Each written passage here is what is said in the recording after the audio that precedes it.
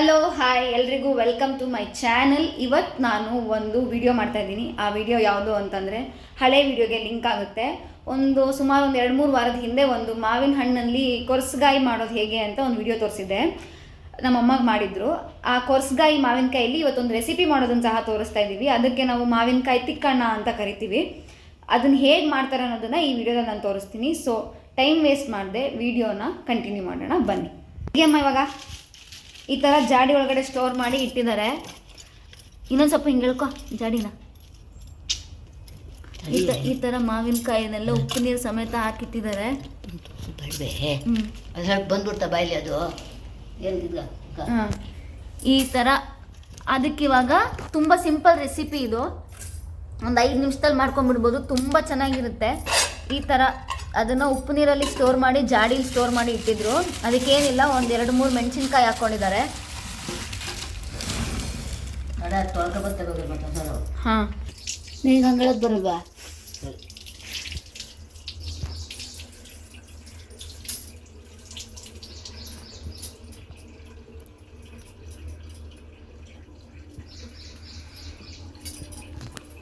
ಒಳ್ಳೆ ನೀರಲ್ಲಿ ಒಂದ್ಸಲ ತೊಳ್ಕೊಂತೀನಿ.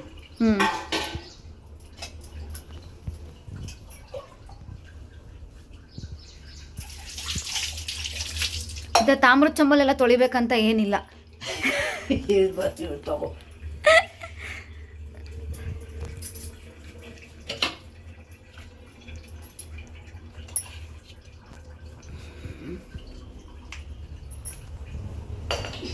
ಮಾಡ್ತಾ ಇರ್ಬೇಕಾದ್ರೆ ಏನು ಮಾಡ್ತೀರಾ ಅಂತ ಹೇಳ್ಬೇಕು. ಅದನ್ನ ಹೇಳು ನೀನು. ಅಯ್ಯೋ ನೀನು ಹೇಳ್ಕೊತ ಇದ್ದೀಯ ನೋಡು. ಮೆಣಸಿನ್ಕಾಯಿ ಹಿಂಗೆ ಹಸಿ ಮೆಣಸು ತಿಕ್ಕೋದು ಹಿಂಗೆ ತಿಕ್ಕಣ ಅಲ್ವೇ ಇದು. ಸುಮ್ಮನೆ ಇದು ತಿಕ್ಕಣ ಅಂದರೆ ಅದು ನೀರು ಥರ ಮಾಡ್ತಾರಲ್ಲ ಅದು. ಇದು ಗಟ್ಟಿ ತಿಕ್ಕಣ ಬಿಡು. ಅದನ್ನ ಹಂಗಲ್ಲಿ ಪರವಾಗಿಲ್ವಾ?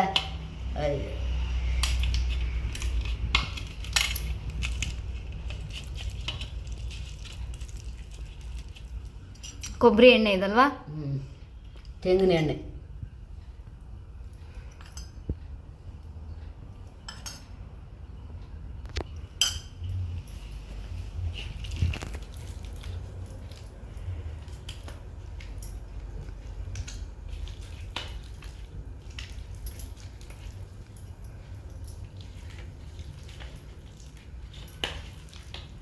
ಈ ಥರ ಫುಲ್ಲು ಸ್ಮ್ಯಾಶ್ ಮಾಡಬೇಕು ಕೈಯಲ್ಲೇ ಚೆನ್ನಾಗಿ.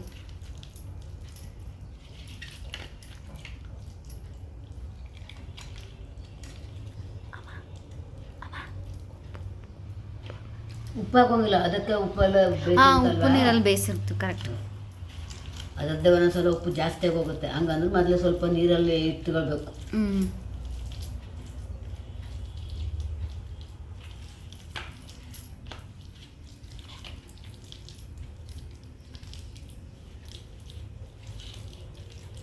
ಇದು ಒನ್ ಆಫ್ ದ ರೆಸಿಪಿ ಆ ಕೊರಸಗಾಯಿ ಮಾವಿನಕಾಯಲ್ಲಿ ಮಾಡುವಂಥದ್ದು. ಮಜ್ಜಿಗೆ ಅನ್ನಕ್ಕೆ ಚೆನ್ನಾಗಿರುತ್ತೆ ಅಂತ ಹೇಳು. ನೀನು ಹೇಳ್ದಲ್ಲ, ಇಷ್ಟ ಆಗುತ್ತಪ್ಪ ಎಲ್ಲರಿಗೂ. ಏನು